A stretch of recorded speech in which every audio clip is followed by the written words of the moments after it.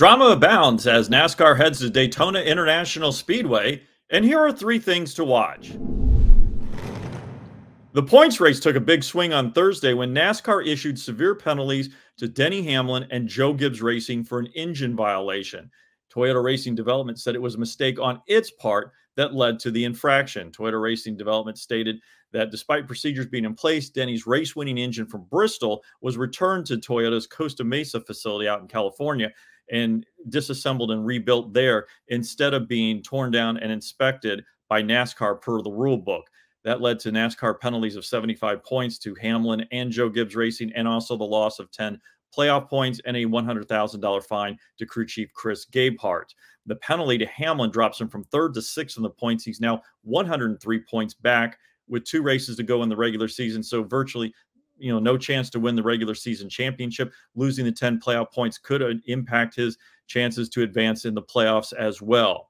But with all that in place, Tyler Reddick is the points leader going into this weekend after his win at Michigan. He has a 10-point advantage on Chase Elliott, and now Kyle Larson moves up to third place, and Larson is 32 points back. Now, the race for the regular season championship is important because of the way the playoffs are lined up. Now, remember, the regular season champion scores 15 playoff points, bonus playoff points. Second place gets 10, third gets 8, fourth gets 7. So that's significant with the way the playoffs are structured this year. For the first time ever, there are road courses in both the first and second round, and there are drafting tracks in both the first and second round.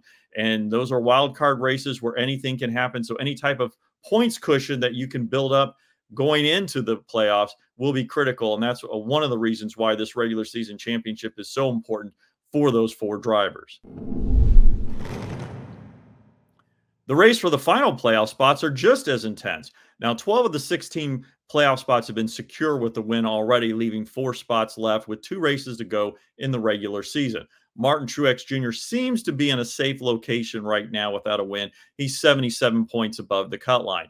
Ty Gibbs is 39 points above the cut line, coming off his 3rd place finish at Michigan. A really good run by Gibbs. Good strategy by crew chief Chris Gale. Put Ty Gibbs in a good position, and they came out in a good situation. Chris Buescher, who won at Daytona last year, won this race last year, is 16 points above the cut line. He finished 6th at Michigan, a really remarkable recovery after he was involved in an incident earlier in the race. A nice rally for that team to kind of put themselves in a little bit better position going into these final 2 races. Now, Ross Chastain holds the final playoff spot. He's only 1 point above the cut line there, and he was in a really good position with running 11th on the last scheduled lap at Michigan. There was some contact. He got bumped around and spun and lost 14 spots from his finishing 25th. That's 14 points, and now he's only 1 point above the cut line. Bubba Wallace is that driver who is the first driver outside the points playoff spot, and he's 1 point below Ross Chastain. And for Wallace, Daytona is a very good track for him. He's finished runner-up 3 different times. So this could be certainly a good opportunity for Wallace to climb back into a playoff spot heading into the end of the regular season the following week with the Southern 500 at Darlington. Chaos, chaos, chaos.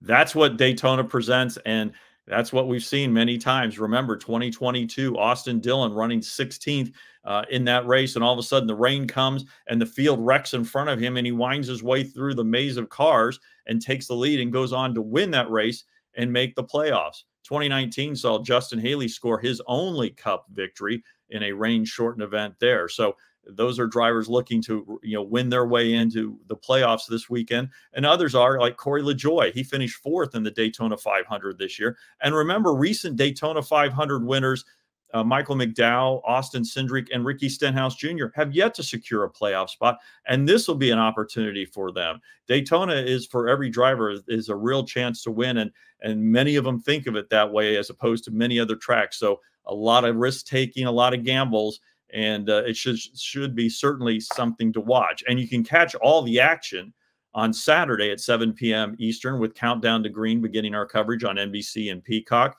Race coverage begins at 7:30 p.m. Eastern, also on NBC and Peacock. And remember, this weekend, it's NASCAR nonstop. Every green flag lap will be seen live on the broadcast, something that we're doing for Daytona, Atlanta, and Talladega.